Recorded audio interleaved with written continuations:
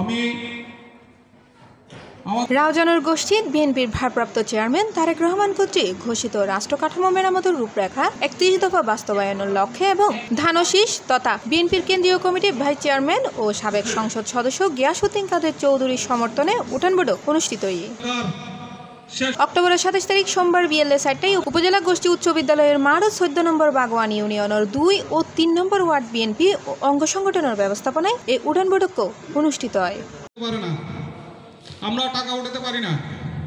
বিএনপির স্থানীয় প্রবীণ নেতা সাবেক ইউপি সদস্য মোহাম্মদ হানিফুর সভাপতিত্বে বৈঠকত প্রধান অতিথি আছিল চট্টগ্রাম উত্তর জেলা বিএনপির সাবেক শিক্ষা বিষয়ক সম্পাদক হাবিবুল্লাহ মাস্টার। প্রধান বক্তা আছিল চট্টগ্রাম উত্তর জেলা স্বেচ্ছাসেবক দলের যুগ্ম আহ্বায়ক ইউসুফ তালুকদার। বাগওয়ান ইউনিয়নের 2 নম্বর ওয়ার্ড স্বেচ্ছাসেবক দলের যুগ্ম আহ্বায়ক মোহাম্মদ নুরুন নবী সার্বিক পরিচালনায় এবং রাউজান উপজেলা ছাত্র দলের সাবেক যুগ্ম সম্পাদক মোহাম্মদ মুরাদ ও সাবেক ইউপি সদস্য মোহাম্মদ মাহবুবুর সঞ্চালনায় বৈঠকত বিশেষ অতিথি আছিল মৎস্যজীবী দলের সাধারণ সম্পাদক আব্দুল শুকুর।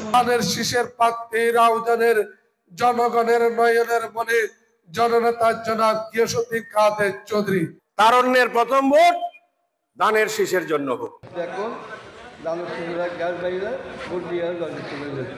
এছাড়াও উপজেলা ও ইউনিয়ন পর্যায়ের বিএনপি যুবদল স্বেচ্ছাসেবক দল ছাত্রদল সহ স্থানীয় গণ্যমান্য ব্যক্তিবর্গ ও নানা পেশার মানুষ আলোচনা অংশ লয়।